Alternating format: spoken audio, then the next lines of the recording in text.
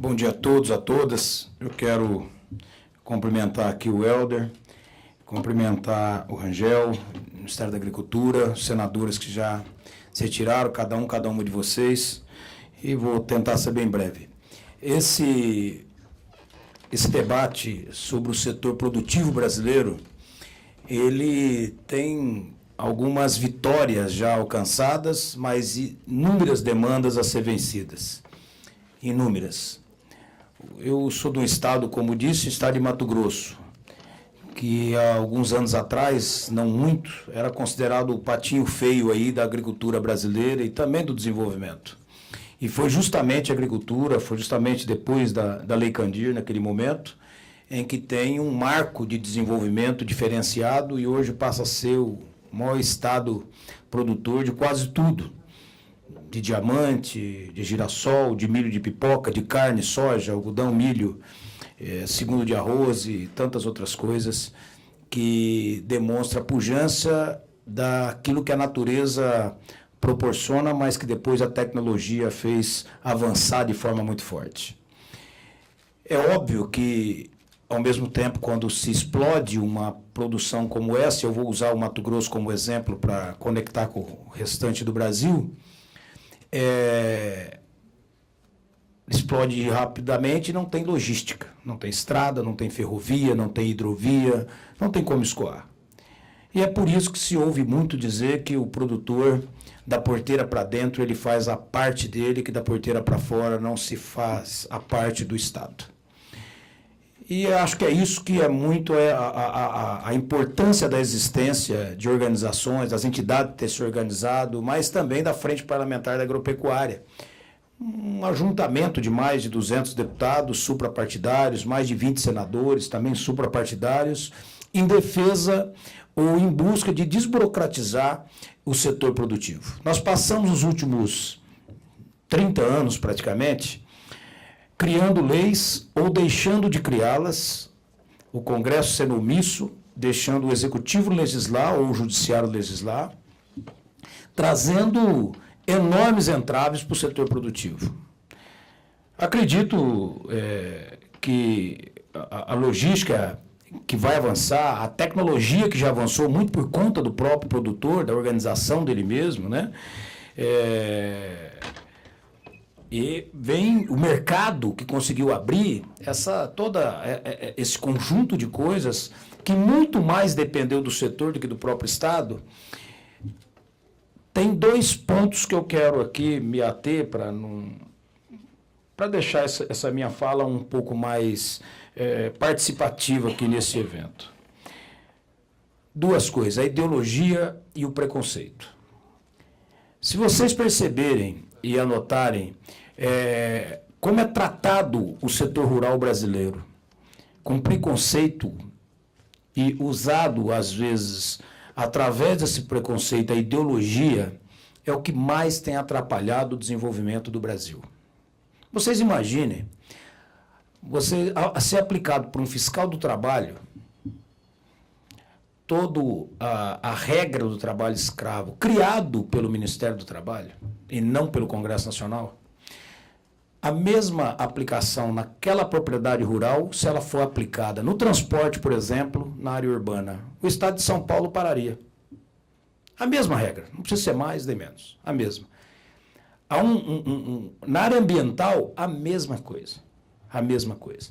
O Brasil é o único país do mundo que precisa de licença ambiental para plantar alimento, para plantar árvore. Na Amazônia brasileira, e aí eu volto a falar de Mato Grosso, o Mato Grosso resolveu ingressar na Amazônia Legal, não por questão ambiental, mas pela questão econômica, porque tinha mais fácil acesso a um programa da Sudam, porque não tinha outros programas para o Centro-Oeste. E alguns políticos passaram anos tentando retirar o Mato Grosso da Amazônia Legal devido a esse tratamento diferenciado. Você pode abrir uma propriedade em São Paulo, 80% dela para produzir. Em Mato Grosso só pode abrir 20%. E os outros 80%, o produtor é que tem que bancar aquela preservação sem nenhum royalty, sem receber um centavo. Se tiver um incêndio da natureza, provocado pela natureza, naquela propriedade, além do produtor ter que bancar o prejuízo, ele ainda corre o risco de ser autuado pelo IBAMA e ficar como criminoso e responder uma ação por muitos anos até ser preso, como aconteceu em várias situações. Esse preconceito com o meio rural, eu não acho que ele é apenas um preconceito ideológico. Eu acho que junto com o preconceito e a ideologia tem aí uma grande cortina de fumaça do ponto de vista comercial. Não é possível que seja diferente. Não é possível. E eu ouso dizer que chega ao ponto do interesse muito grande em atrapalhar o Estado brasileiro de se desenvolver, como outros países fizeram, né? Ou é realmente um interesse claro de incomodar o país, ou é uma ignorância sem tamanho. Deixar um país que precisa gerar emprego e que esse setor, com todas essas dificuldades, esse setor é o que mais gera emprego e que representa uma boa parte do PIB brasileiro. A Frente Parlamentar da Agropecuária debate isso toda semana, como desburocratizar. Mas não é apenas a lei que tem que ser mudada, tem que ser mudado o comportamento. Se não mudar o comportamento, não teremos como resolver isso. Um dos avanços fantásticos que houveram, o setor que cresceu muito era desorganizado. A cadeia não se sentava na mesa. O produtor com o pesquisador, né, no caso das sementes, com o multiplicador, não sentava na mesa. Assim como o frigorífico não sentava com o produtor de carne, de boi. Era uma guerra eterna. A partir do momento que começa a organizar o setor, você começa a discutir tecnologia, você começa a discutir logística, você começa a discutir a desburocratização que precisa ser feito. E aí você começa a perceber que o Brasil não está apenas nos seus pilares na discussão. O Brasil precisa discutir exatamente essas entranhas todas que estão ali, o detalhe. Esse varejo que é esse que segura o país. Isso resolvido. Um país, que é o que nós debatemos lá. Eu fui relator da CPI do INCRA e da FUNAI, eu sou relator da Lei de Cultivares, eu fui presidente da PEC 215, que está discutindo a questão da demarcação de área indígena. O Brasil precisa discutir esses temas com honestidade, com dignidade, com transparência, sem medo de enfrentar o debate. A questão trabalhista, a questão do trabalho escravo. Mas não.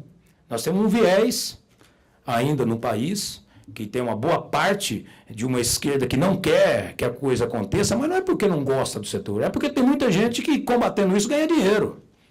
Ganha muito dinheiro combatendo o tal desenvolvimento, ou o tal da sustentabilidade. Aqui foi colocado números. Todos esses números que eu falei de Mato Grosso tem 67% do estado preservado. Nenhum país produtor do mundo tem esses números. Agora há pouco tivemos debate da Jamanchim, lá no Pará. A notícia que foi dada e que a Gisele Bündchen veio falar para a imprensa nacional foi que nós não queríamos, que nós queríamos reduzir as reservas. Isso é igual aquele Black Friday, né? Que eles aumentam o preço uma semana antes para depois diminuir. Em dezembro, o Zequinha Sarney aumentou a reserva na medida provisória. Nós não queríamos reduzir nada, nós só não queríamos que aumentasse. Sabe por que não queríamos que aumentasse? Porque já tinha 75% de reserva. E aumentou para 96,5%. O município ficou com 3,5%, 4,5% para poder produzir, ter a cidade, ter comércio, ter gente, ter escola, ter tudo. Mas a comunicação deles é forte. Mas vale, na comunicação, assim, o que vale não é o que a gente fala, é o que os outros entendem, né? E eles conseguem fazer isso melhor que o setor. O setor, ele precisa melhorar em muita coisa, na tecnologia, na logística, no mercado e tudo, mas precisa principalmente melhorar na comunicação. Se não melhorar na comunicação, ele vai continuar sofrendo muito preconceito. Muito o sistema ideológico. Você sabe quanto que entrou no Brasil de dinheiro estrangeiro para ONGs combater ou pelo menos promover invasões de terra no Brasil? $1 bilhão entre 2009 e 2015. Várias organizações. Dizem que era para proteger o pequeno, o quilombola, o índio. Sabe quanto que aumentou de morte nesse mesmo período no Brasil, na área indígena? E não foi por conflito, por guerra, por tiro, por facada, por nada, homicídio? 178%. De cada 100 índios, 40 são crianças de 1 a 5 anos de idade. Morreram de fome. morreram de doenças infantis. Esse dinheiro que entrou não serviu para cuidar do ser humano dessas minorias que eles dizem defender. Então eles mentem. Eu apoio muito na imprensa porque eu combato isso. Eu não sou contra o índio, não sou contra o quilombola, não sou contra a minoria. E acho, e vou encerrar aqui com essa minha afirmação. Então cabe a minha responsabilidade dela. Não tem ninguém mais indigenista do que o produtor rural. Porque ele é o vizinho do índio. Ele que cuida daquela índia grávida na madrugada para poder levar ao hospital. Não tem ninguém mais ambientalista do que o produtor rural. Porque ele que preserva a nascente, o córrego, a mata. Não é quem mora em apartamento que recebe dinheiro de ONG e fica escrevendo artigo. É quem está lá, que apaga o fogo, que segura as coisas. Por isso que eu também fiz uma lei proibindo incendiar qualquer tipo de equipamento em operação ambiental. Eu nunca vi incendiar Ferrari em operação de tráfico de droga. Agora vai lá e incendeia, trator de esteira, vai lá e dá para a prefeitura, para o Estado, faz qualquer coisa. Mas o preconceito com a área rural é o tema que eu quero deixar aqui na minha fala. Ambiental, trabalhista, fundiário, em qualquer área nós temos um preconceito enorme com o setor. E é isso que tem que ser combatido. Isso tem que ser combatido. Por último, só deixar um registro, Rangel. O Brasil é exigido em tudo para exportar, no que trata da questão sanitária. É impressionante. Nós somos o país com a maior exigência ambiental do mundo. Do mundo. É a forma de nos amarrar. E é muito bom isso. Eu não quero que derruba mais nenhuma árvore, não precisa. Nós temos uma capacidade de aumentar a nossa produtividade enorme. Mas eu preciso dar uma informação a vocês. Quando sai a notícia que aumentou o desmatamento na Amazônia, geralmente ela sai de forma desonesta. Bem desonesta. Aumentar o desmatamento teria que ter uma divisão entre o legal e o ilegal. Ou não? Agora fala generalizado. O que é legal tem que desmatar. Você não consegue plantar soja em cima de árvore. Você não consegue plantar algodão em cima de árvore. O desmatamento legal dentro da lei tem que ser colocado a diferença dele com o ilegal, e não é colocado. Mas a exigência que sempre cai em cima do Brasil nesse ponto. Porém, o Brasil não tem a mesma exigência daquilo que compra lá fora. Aquilo que nós consumimos aqui no Brasil, nós não exigimos daqueles países que nos vendem a mesma exigência sanitária que nós exigimos daquilo que nós vendemos. Por que isso? Por que o Brasil tem que ficar sempre de cócoras aí para esse mercado? O Brasil é maior que isso. O Brasil é bem maior que isso. É necessário ter essa compreensão. Por isso que esse setor precisa continuar sendo discutido. Sem ele, grande parte da imprensa brasileira não teria condições econômicas, financeiras de se manter viva. Porque quem banca é esse setor. Muitas ONGs que nos criticam, que criticam o setor, não teria condições de estarem vivas se não fosse os fundos do setor da produção. É um masoquismo danado, né? Você paga para apanhar. É uma diferença enorme. E, por fim, eu acredito nesse setor porque eu acredito que a coisa mais importante do Estado brasileiro é, para manter uma democracia, justiça social, inclusão, é o emprego. O resumo é esse. Não tem nada mais miserável que o desemprego.